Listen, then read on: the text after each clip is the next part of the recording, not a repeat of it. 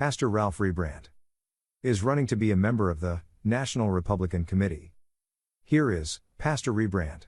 Please welcome Pastor Ralph Rebrandt, who ran for governor in the 2022 cycle. He's running for our Republican National Committeeman. Thank you.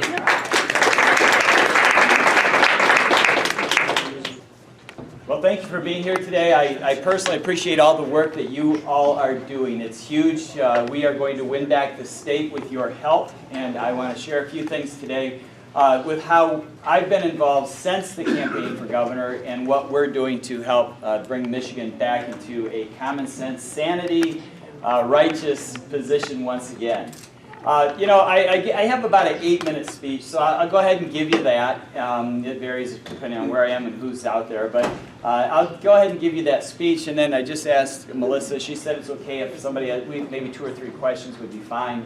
But I am running for the RNC National Committee man. If you happen to be a precinct delegate, please do whatever you can if you want to vote for me, to be at your county convention on the 15th of February, to get seated so that you can be at that convention on March 2nd to vote for me. You can't just say, okay, well, I'll vote for Ralph and not go on the 15th and not be seated or elevated to that position. So keep that in mind as we speak. And then also, Darlene said, those little yellow cards, if you want to help me in one of 2 ways, for RNC or Michigan Lighthouse, please write your name on there, phone number, I will be calling you. So basically, here's what I have to share with you. We all agree that Michigan is going down the tubes. I mean, we have 3 huge things that have come out of Lansing that are really demonstrating the evil in our society. It's not politics anymore, it is evil.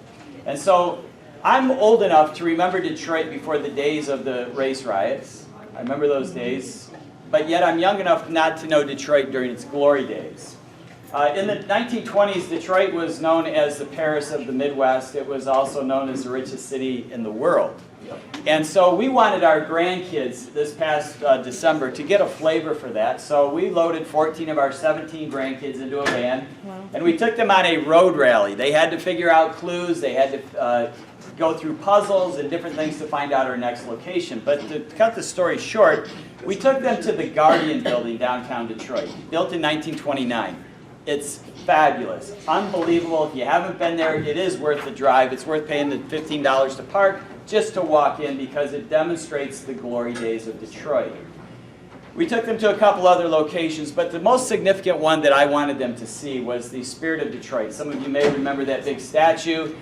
In one hand, there's a symbol representing God. In the other hand, there's a symbol representing the families of the earth. But what I wanted our grandkids to see wasn't simply the statue, but behind the statue on the wall that was placed there in 1958 is a phrase. Does anybody know what that phrase is? It's a Bible verse. It's a Bible verse. The Bible verse says this. It's 2 Corinthians chapter 3, verse 17. It says, "Now the Lord is that Spirit, and where the Spirit of the Lord is, there is freedom." I told my grandkids, I said, don't let anyone ever tell you that the Bible did not have an influence in the founding of our country or in the preservation of it. You see, what's happened is we've watched society remove God from our purview, and that's why we are where we are today. In fact, there was a study done in the 1990s by the University of Houston. Their political science department, over a 10-year period, studied over 15,000 manuscripts from our founding fathers. 15,000 10-year study. Their letters to their wives, their letters to one another, speeches, proclamations, they determined that 94% of the references or quotes in our founders' writings, speeches, etc., 94% were from the Bible. You can't tell me that the Bible did not have an influence in our society. Friends, I am looking at the disintegration of our state and our country. And as I ran for governor, that's what I kept telling people. Unless you get God right, nothing else is going to matter. So, when the race for governor was over, I started fighting for Proposal 3, going into churches. And then what I started doing as well after the vote, was I started a Michigan Lighthouse Ministries. What we are doing is we are going into districts that are flippable. districts that we know have so many churches in there that we can gain some seats back. We have identified 13 districts. And if you want to help me, there are 2 here in Macomb County. I would love to have your help in Macomb County. Yes, thank you. In Macomb County, there are 2 districts. And if you think with me, I think one of them lost by about 980 votes. The other one was under 2,000. In those districts, my friends, there are a ton of churches. And those churches, if their members had showed up, we wouldn't have lost those seats. Not only would we have not lost those seats, but we wouldn't have the anti-conversion therapy bill becoming law next month. We wouldn't have the attack on free speech that was sitting in the House. Now it's in the Senate, ready to go to the floor. And we wouldn't have the want to register your kids if you're homeschooled or Christian school. We wouldn't have any of that if churches had just showed up. So we're working to get that going here in Macomb County. I work for Faith Wins. Faith Wins is a national company. They are actually the ones who flipped votes in Virginia so that Glenn Youngkin could become the governor there. What they did in Virginia, we are doing in Michigan. I'm completely convinced that this is going to work. We only need to flip 3 districts, but we're working at 13. We got the goal high, we're shooting high.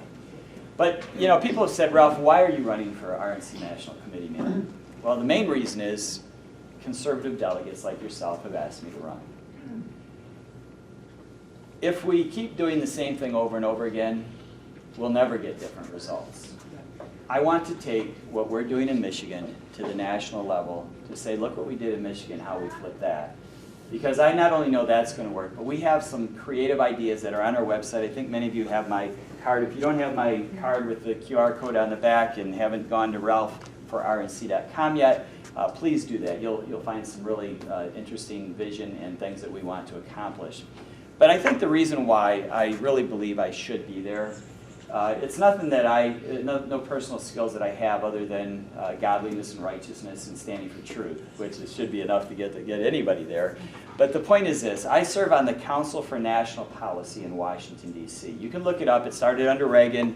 It's a conservative group of businessmen, politicians.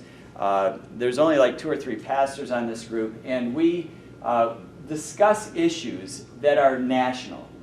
We discuss issues that not only we discuss them, but we have actual solutions. So when we go home, we take these to our various groups of influence. So when I've been on this, I started in 2016 as a member of the Council for National Policy. Now I serve on the Board of Governors. But my wife and I would drive home and we're like, what are we going to do with this information? You know, we've got a 300-member church or 250-member church. What are we going to do with this information? And now as I look back, how God had opened the door for this great group, it's those policies that will influence the RNC at a national level if you would put me there. Amen. Let me just give you a couple examples, folks. We were talking recently in December about the border as police chiefs. Many of you know from my run for governor, I'm the chaplain for the Michigan Police Chiefs.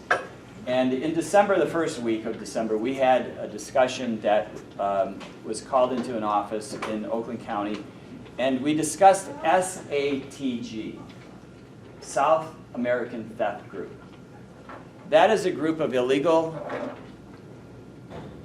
they're not illegal immigrants, they're illegal aliens who have come over the border, and they are breaking into homes in Oakland County. Yeah. That's a problem. And it's a big problem, and it was a big enough problem to bring all the chiefs together. And so we discuss issues like that. How do we solve that immigration problem? What do we do? And obviously the simple answer is build a wall. Or put Trump back in office. But the bottom line is we discuss those things, and we come home with some real solutions for those. We also talked about election integrity. I have our dear friend Sue Heflin here. You know, I saw at the TCF Center with my own eyes the election fraud the day after the 2020 election. I will never be able to unsee that in my mind or in my heart. I can't unsee that. And so for me, I'm going to fight for election integrity. Even saying that the 2020 election was stolen, I believe that with 100%, and we have proof for that.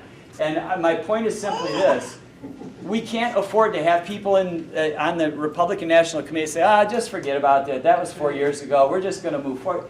You can't. You have to fight for that.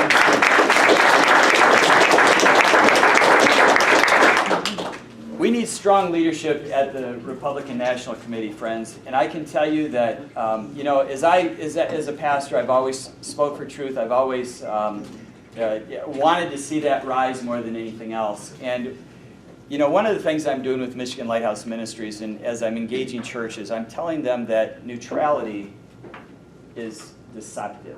We just heard an amazing message from Pastor Tim on the deception of, say it, Carol, I can't remember. A deception of neutrality. What? No, I thought it was a different word. All right, it was neutrality. So here's my point. To say I'm staying neutral in a fight or in a moral issue, that's not leadership. That's politics. And so for me, I can't remain neutral on an issue where I see good versus evil or someone being mistreated. I can't remain neutral on that. I have to stand for what is right and what is wrong. One final thing I'd like to just say.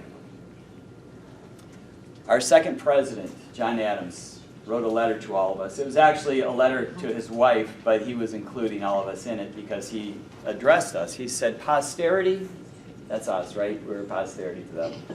"Posterity, you will never know how much it costs our present generation to secure your liberties. I hope you make good use of it. If you do not, I shall repent in heaven that I spent half the pains to preserve it." Friends, they sacrificed their lives, their fortunes, and their sacred honor. I'm willing to do the same thing for you and for Michigan, and I would love to be your next RNC committee.